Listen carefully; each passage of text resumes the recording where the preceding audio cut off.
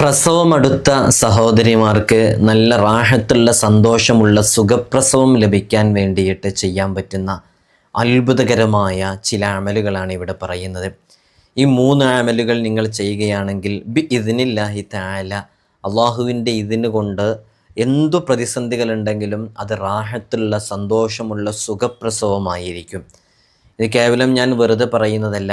മുത്തുനബി സല്ലല്ലാഹു അലൈഹി വസല്ലം തങ്ങൾ ഉമ്മു സലമ റളിയല്ലാഹു അൻഹായോടും സൈനബ് റളിയല്ലാഹു അൻഹായോടൊക്കെ ഫാത്തിമ ബീവി റളിയല്ലാഹു അൻഹയ്ക്ക് പ്രസവമടുത്തപ്പോൾ ഇങ്ങനെ ഓതി മന്ത്രിക്കാൻ വേണ്ടി പറഞ്ഞിട്ടുണ്ടായിരുന്നു എന്ന് നമുക്ക് കാണാൻ സാധിക്കും.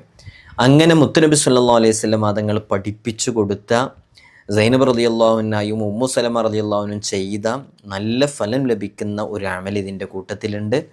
അതുപോലെ തന്നെ വിഷമഘട്ടങ്ങളിലും പ്രയാസഘട്ടങ്ങളിലൊക്കെ നമുക്ക് ചെയ്യാൻ പറ്റുന്ന ഈ ഒരു ദുആ ഉണ്ട് ഇതിനോട് കൂടെ തന്നെ പറയുന്നത്. അത് കേവലം ഗർഭിണികൾക്ക്, പ്രഗ്നൻ്റായ സഹോദരിമാർക്ക് മാത്രമുള്ളതല്ല, ആർക്കും ചൊല്ലാം. ആ സമയത്ത് നമുക്ക് ചൊല്ലിയാൽ ചെയ്താൽ പെട്ടെന്നൊരു മിറാക്കിൾ സംഭവിക്കാൻ കാരണമാകുന്ന ചില അമലുകളൊക്കെയുണ്ട്.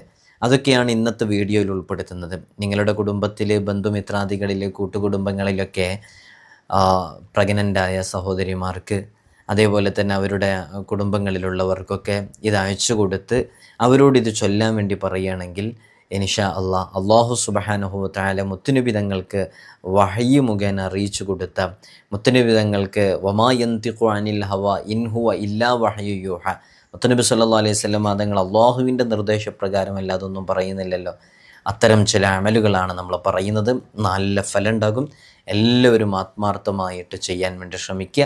അള്ളാഹു നാം ചെയ്യുന്ന അമലുകളൊക്കെ നമ്മിൽ നിന്ന് ഖബൂൽ ചെയ്യുമാറാകട്ടെ. വിഷയത്തിലേക്ക് പ്രവേശിക്കുന്നതിൻ്റെ മുമ്പ് എല്ലാ ദിവസവും നമ്മൾ സൂചിപ്പിക്കാറുള്ളത് പോലെ തന്നെ നേരിട്ട് കാണാനുള്ള ഡേറ്റ് ചൊവ്വാഴ്ചകളിൽ മാത്രമാണ്. ചൊവ്വാഴ്ച നേരിട്ട് വരാൻ വേണ്ടി ബുക്ക് ചെയ്യാൻ വിളിക്കേണ്ടത് ഞായറാഴ്ച 10 മണിക്കാണ്. വിളിച്ച് ബുക്ക് ചെയ്തതിൻ്റെ ശേഷം മാത്രമേ വരാവൂ എന്ന് ഓർമ്മപ്പെടുത്തുകയാണ്. പലരും വിളിക്കാതെയും ബുക്ക് ചെയ്യാതെയൊക്കെ വരുന്നുണ്ട്. അപ്പോൾ നമുക്ക് നമ്മുടെ പ്രോഗ്രാമുകളും കാര്യങ്ങളൊക്കെ ഷെഡ്യൂൾ ചെയ്തിട്ടുണ്ടാവുമ്പോൾ നമുക്കതിലേക്ക് എത്താൻ വേണ്ടി സാധിക്കില്ല. അതുകൊണ്ടാണ് പ്രത്യേകത ഓർമ്മപ്പെടുത്തുന്നത്. നമ്മൾ ഇത്തരം വിഷയങ്ങൾ, ഇതിൻ്റെ അപ്ഡേഷനും കാര്യങ്ങളൊക്കെ ഇൻസ്റ്റയിലും വാട്സപ്പിലൊക്കെ അപ്ഡേറ്റ് ചെയ്യാറുണ്ട്. ഇൻസ്റ്റഗ്രാമിൻ്റെ ലിങ്ക് ഡിസ്ക്രിപ്ഷനിലുണ്ട്, അവിടെ നോക്കിയാൽ കാണാൻ സാധിക്കും. അതിൽ ഒന്നാമത്തേത് ഞാൻ നേരത്തെ തുടക്കത്തിൽ പറഞ്ഞ ഫാത്തിമ ബീവി റളിയല്ലാഹു അൻഹാക്ക് സൈനബ് റളിയല്ലാഹു അൻഹായോടും ഉമ്മു സലമ ബീവി റളിയല്ലാഹു അൻഹായോടും ചൊല്ലാൻ വേണ്ടി നിർദ്ദേശിച്ചത് പറയാനിരിക്കുകയാണ്. ഒന്നാമതായി പറയുന്നത് ലാ ഇലാഹ ഇല്ലാ അന്ത സുബ്ഹാനക ഇന്നി കുന്തു മിനൽ ളാലിമീൻ എന്നുള്ളത് ഗർഭിണികളായ സഹോദരിമാർ പതിവാക്കുന്നത്, ചൊല്ലുന്നത് നല്ല ഫലം ലഭിക്കാൻ കാരണമാകും. ഈ ദിക്ർ വർദ്ധിപ്പിക്കുന്നത് മൂലം പ്രസവം എളുപ്പമാകേക്കാം. അതിനുള്ള കാരണം ഒരു വിഷമഘട്ടത്തിൽ നിന്ന് രക്ഷപ്പെടാൻ മഹാനരായ യൂനുസ് നബി അലൈഹി സ്വലാത്തു വസ്സലാം മത്സ്യവയറ്റിൽ നിന്ന് പുറത്തു വരാൻ ചൊല്ലിയ ദിക്റാണിത്. ഈ ദിക്ർ എല്ലാ സത്യവിശ്വാസികൾക്കും അത്യുത്തമമാണെന്ന് മുത്തുനബി സല്ലല്ലാഹു അലൈഹി വസല്ലം തങ്ങൾ പറയുകയും ചെയ്തിട്ടുണ്ട്. ഇമാം തുർമുദി ഉദ്ധരിക്കുന്ന ഹദീസിൽ അതുണ്ട്. അപ്പോൾ യൂനുസ് നബി അലൈഹി സ്വലാത്തു വസ്സലാം മത്സ്യത്തിൻ്റെ ഉദരത്തിലായിരുന്നപ്പോൾ, വയറിലായിരുന്നപ്പോൾ, അകപ്പെട്ടപ്പോൾ അതിൽ നിന്ന് രക്ഷപ്പെടാൻ ഈ ദിക്ർ ഒരു കാരണമായിട്ടുണ്ട്. അപ്പോൾ പ്രഗ്നൻസിയിലുള്ള സഹോദരിമാർ ഇത് പതിവാക്കുകയാണെങ്കിൽ ഇതൊരു ആയത്താണല്ലോ. ഈ ഒരു ദിക്ർ കൂടെയാണ്. ഇതിൻ്റെ മഹത്വം കൊണ്ട് വളരെ പെട്ടെന്ന് റാഹത്തുള്ള സുഖപ്രസവം ലഭിക്കാൻ അത് കാരണമാകും. രണ്ടാമത്തത്, പ്രസവ വേദനയ്ക്ക് അനുഭവപ്പെട്ടു തുടങ്ങുന്ന സമയത്ത് അവരുടെ അടുത്ത് വെച്ച് ദുആഉൽ കർബ് ചൊല്ലുക എന്നുള്ളതാണ്. അത് ചൊല്ലുക എന്നല്ല, അതിങ്ങനെ വർദ്ധിപ്പിച്ചുകൊണ്ടിരിക്കുക. ദുആഉൽ കർബ് ഏതാണെന്ന് നമുക്കൊക്കെ അറിയാം. ദുആഉൽ കർബ് ലാ ഇലാഹ ഇല്ലല്ലാഹുൽ അളീമുൽ ഹലീം, ലാ ഇലാഹ ഇല്ലല്ലാഹു റബ്ബുൽ അർശിൽ അളീം, ലാ ഇലാഹ ഇല്ലല്ലാഹു റബ്ബുസ് സമാവാതി വ റബ്ബുൽ അർളി വ റബ്ബുൽ അർശിൽ കരീം. വളരെ സവിശേഷമേറിയതാണ്. ലാ ഇലാഹ ഇല്ലല്ലാഹുൽ അളീമുൽ ഹലീം എന്ന് പറഞ്ഞാൽ മഹത്വമുടയവൻ, ദയാലുവായ അള്ളാഹു അല്ലാതെ ഒരാളും യഥാർത്ഥത്തിൽ ആരാധനക്കർഹനായിട്ട് ആരാധ്യനില്ല എന്നുള്ളതാണ്. ലാ ഇലാഹ ഇല്ലല്ലാഹു റബ്ബുൽ അർശിൽ അളീം, അതിമഹത്തായ അർശ് എന്ന സിംഹാസനം, അതിൻ്റെ റബ്ബായ അള്ളാഹു അല്ലാതെ ഒരു ഇലാഹുമില്ല. ലാ ഇലാഹ ഇല്ലല്ലാഹു റബ്ബുസ് സമാവാതി വ റബ്ബുൽ അർള്, അള്ളാഹു സുബ്ഹാനഹു വ തആല ഭൂമികളുടെയും ആകാശങ്ങളുടെയൊക്കെ റബ്ബാണ്. റബ്ബ് സുബ്ഹാനഹു വ തആല വ റബ്ബുൽ അർശിൽ കരീം, ഇങ്ങനെ തുടങ്ങിയിട്ട് വളരെ സവിശേഷമേറിയ ഈ ഒരു ദുആ, ഇതാണ് ദുആഉൽ കർബ്. ഇത് വിഷമഘട്ടങ്ങളിലൊക്കെ നമ്മൾ പതിവാക്കുകയാണെങ്കിൽ നമുക്കതിൻ്റെ ഒരു റിസൾട്ട് അപ്പോൾ തന്നെ നമുക്ക് അനുഭവിക്കാൻ സാധിക്കുന്നുള്ളതാണ്. ഇത് കാണാതെ അറിയുന്നവരുണ്ടോ? ഉണ്ടെങ്കിൽ ഒന്ന് അറിയിക്കണം. നിങ്ങളുടെ കുടുംബങ്ങളിലും മക്കളിലൊക്കെ ഗർഭിണികളായ സഹോദരിമാർക്ക് ഇത് അയച്ചു കൊടുക്കുക. അതേപോലെ തന്നെ ദുആഉൽ കർബ്, അത് ഗർഭിണികൾക്ക് വളരെ ഫലം ചെയ്യുന്ന ഒരു ദുആ കൂടെയാണത്. ഏതു വിഷമഘട്ടങ്ങളിലും മുത്തുനബി സല്ലല്ലാഹു അലൈഹി വസല്ലം തങ്ങൾ ഇത് ചൊല്ലാറുണ്ടായിരുന്നു. ഇതൊക്കെ ഹദീസിലുള്ളതാണ്. ബുഖാരി അദ്കാറിലൊക്കെ ഇത് കാണാവുന്നതാണ്. മുത്തുനബി സല്ലല്ലാഹു അലൈഹി വസല്ലം തങ്ങൾ എന്തു വിഷമഘട്ടങ്ങളിലേക്ക് എത്തുമ്പോഴും ഈ ഒരു ദിക്ർ ചൊല്ലാറുണ്ട്, ഈ ഒരു ദുആ ചൊല്ലാറുണ്ടായിരുന്നു, ദുആഉൽ കർബ്. നമ്മൾ ചൊല്ലാറുണ്ടോ? നമ്മളും ചൊല്ലണം ഇത്. ഇനിയാണ് നേരത്തെ നമ്മൾ പറഞ്ഞ ആ സവിശേഷമേറിയ അമൽ. അത് പ്രസവ സമയത്തും പ്രസവ വേദനയുള്ള സമയത്തും ഒക്കെ ചൊല്ലാൻ പറ്റുന്നതാണ്. എന്തായാലും ഹോസ്പിറ്റലിലൊക്കെ ലേബർ റൂമിൽ അഡ്മിറ്റ് ചെയ്യപ്പെടുന്ന സമയത്ത് നമ്മുടെ കുടുംബങ്ങളും മറ്റൊക്കെ ആയിട്ട് വീടിൻ്റെ ഹോസ്പിറ്റലിൻ്റെ ലേബർ റൂമിൻ്റെ പരിസരത്ത് അവിടെ ഇവിടെയൊക്കെ ആയിട്ട് പല കാര്യങ്ങളും ചൊല്ലിപ്പറഞ്ഞുകൊണ്ട് അസ്മാഉൽ ബദ്ർ ചൊല്ലിക്കൊണ്ടൊക്കെ പരിസരങ്ങളിലുണ്ടാകും. ആ കൂട്ടത്തിൽ നമുക്ക് ചെയ്യാൻ പറ്റുന്ന, ഓതാൻ പറ്റുന്ന ഒന്നാണ് കൃത്യമായിട്ട് കേൾക്കുക. സൂറത്തുൽ അഅറാഫിലെ 54-ാമത്തെ ആയത്തും ആയത്തുൽ കുർസിയും ഇങ്ങനെ ഓതിക്കൊണ്ടേയിരിക്കുക. അത് ഓതിച്ചിട്ട് മന്ത്രിക്കാൻ പറ്റുന്നുണ്ടെങ്കിൽ മാത്രം മന്ത്രിക്കുക, ഇല്ലെങ്കിൽ അതിങ്ങനെ ഓതിക്കൊണ്ടേയിരിക്കുക. ഏതാണ് ആയത്ത്?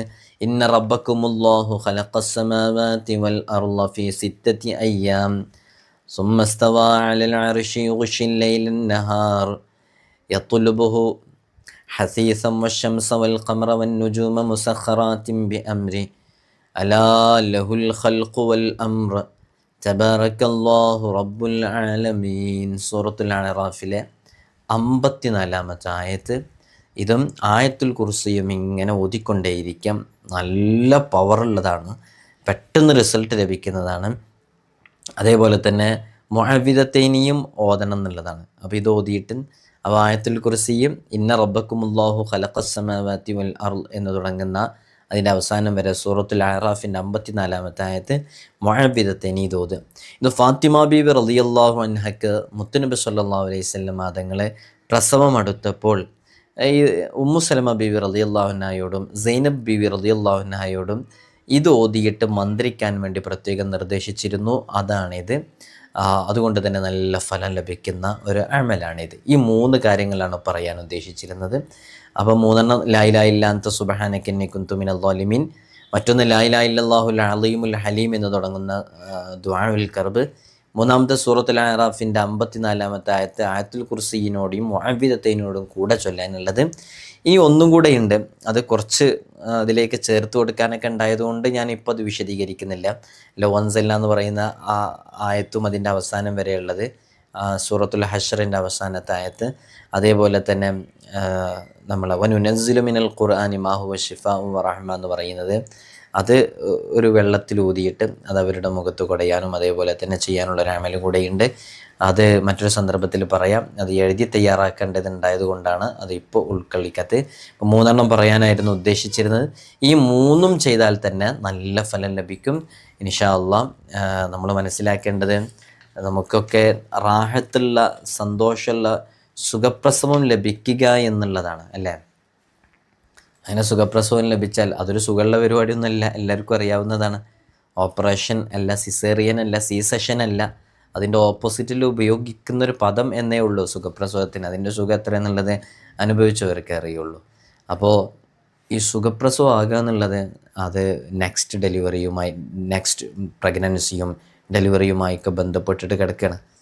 അപ്പോൾ കൂടുതൽ മക്കളൊക്കെ ആഗ്രഹിക്കുന്നവർക്ക് സിസേറിയനിലേക്ക് പോയി കഴിഞ്ഞാൽ പ്രയാസമാണെന്ന് എല്ലാവർക്കും അറിയാം. അപ്പോൾ നമുക്ക് എപ്പോഴും നമ്മൾ ഓപ്റ്റ് ചെയ്യുന്നതും നമുക്കേറ്റവും ആഗ്രഹിക്കുന്നതൊക്കെ സുഖപ്രസവം ആവുക എന്നുള്ളതാണ്.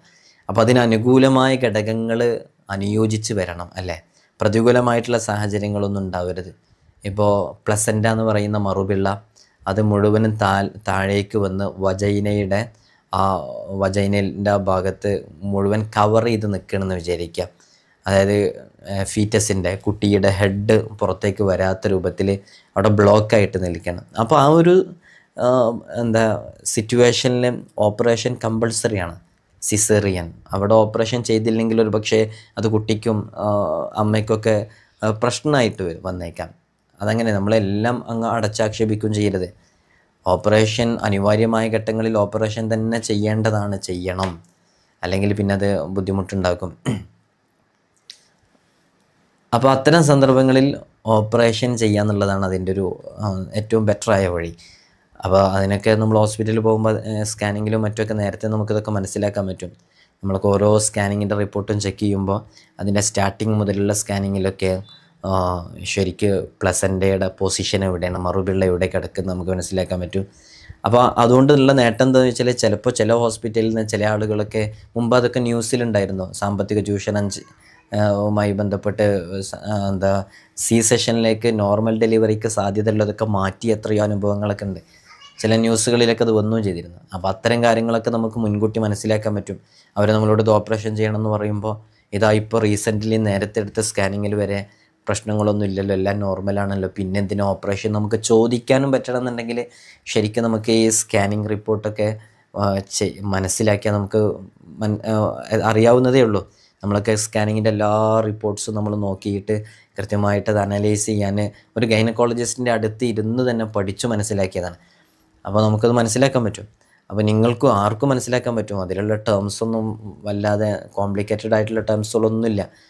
പ്ലസൻ്റ് എവിടെ കിടക്കുന്നത്, മറുപിള്ള എവിടെ കിടക്കുന്നത്, തല എവിടെയാണ്, ഇപ്പോൾ അത് തിരിഞ്ഞു വന്നിട്ടുണ്ടോ, ഇങ്ങനെയുള്ള എല്ലാം സ്കാനിങ് റിപ്പോർട്ടിലൂടെ മനസ്സിലാക്കാൻ പറ്റും. അപ്പോൾ പറഞ്ഞു വരുന്നത്, അപ്പോൾ അനുകൂലമായ സാഹചര്യങ്ങൾ ഉണ്ടാകണം, പ്രതികൂലമായ സാഹചര്യങ്ങൾ ഉണ്ടാകരുത്. അപ്പോൾ അനുകൂലമായ സാഹചര്യങ്ങൾ ഉണ്ടാകാൻ വേണ്ടിയിട്ടാണ് നമ്മൾ ഇത്തരം ദിക്റുകളും ദുആകളൊക്കെ ചൊല്ലുന്നത്. അള്ളാഹുവാണല്ലോ എല്ലാം നിയന്ത്രിക്കുന്നതല്ലേ. ഒരാണിൻ്റെ സ്പർശം കൂടാതെ മക്കളെ നൽകിയവരാണ് റബ്ബ് സുബ്ഹാനഹു വ തആല. ഇനി ഒരിക്കലും മക്കളുണ്ടാകില്ലെന്ന് കരുതി ആധുനിക മെഡിക്കൽ സയൻസ് റിജക്റ്റ് ചെയ്ത എത്രയോ ദമ്പതികൾക്ക് റബ്ബ് സുബ്ഹാനഹു വ തആല അത്ഭുതകരമാകുന്ന രൂപത്തിൽ മക്കളെ നൽകിയിട്ടുണ്ടല്ലേ. അപ്പോൾ അള്ളാഹ്ക്ക് സാധിക്കാത്തതൊന്നായിട്ട് ഒന്നുമില്ല. അപ്പോൾ എങ്ങനെയാണെങ്കിലും അള്ളാഹു നമുക്ക് നല്ല റാഹത്തുള്ള നോർമൽ ഡെലിവറിക്ക് അനുയോജ്യമായ സാഹചര്യങ്ങളൊക്കെ ഒരുക്കിത്തരാൻ ഈ ദിക്റുകൾ കാരണമാകും. നിങ്ങളുടെ റിലേറ്റീവ്സിനും മറ്റുമൊക്കെ അയച്ചു കൊടുക്കുക. അള്ളാഹു നമുക്കൊക്കെ നല്ല റാഹത്തുള്ള സന്തോഷമുള്ള സുഖപ്രസവം നൽകട്ടെ. കേൾക്കുന്നവരുടെ കൂട്ടത്തിൽ അവസാനം വരെ കേട്ടവരൊക്കെ കുറച്ചായിരിക്കും ഉണ്ടാവുക. സുഖപ്രസവത്തിന് വേണ്ടിയിട്ട് പഴയ കാലം മുതലേ ചെയ്തു വന്നിരുന്ന കുറച്ച് അമലുകളുണ്ടായിരുന്നു. ഇപ്പോൾ നഫീസത്ത് മാല ചൊല്ലാറുണ്ടായിരുന്നു, ഖാസിം വലിയുള്ളാഹിയുടെ പേരിൽ യാസീൻ പതിവായി ഓതാറുണ്ടായിരുന്നു, ബദരീങ്ങളുടെ പേരിൽ ഓതാറുണ്ടായിരുന്നു. ഇങ്ങനെ തുടങ്ങിയിട്ട് പഴയ കാലം മുതലേ ചെയ്തു വരുന്ന ഒരുപാട് ആത്മീയമായ കാര്യങ്ങളുണ്ട്. നിങ്ങൾക്കറിയാവുന്നത് ഒക്കെ നിങ്ങളുടെ നാട്ടിലുള്ളതൊക്കെ ഒന്ന് എഴുതി അറിയിക്കുക താഴെ. ഇൻഷാ അല്ലാഹ് അതൊക്കെ മറ്റുള്ളവർക്കൊരു അറിവാകും. അള്ളാഹു തൗഫീഖ് നൽകട്ടെ. അള്ളാഹു ഗർഭിണികളായ സ്ത്രീകൾക്കൊക്കെ സന്തോഷമുള്ള റാഹത്തുള്ള സുഖപ്രസവം നൽകട്ടെ. നിങ്ങൾക്ക് ദുആ ചെയ്യണം. അസ്സലാമു അലൈക്കും വറഹ്മത്തുള്ളാഹി.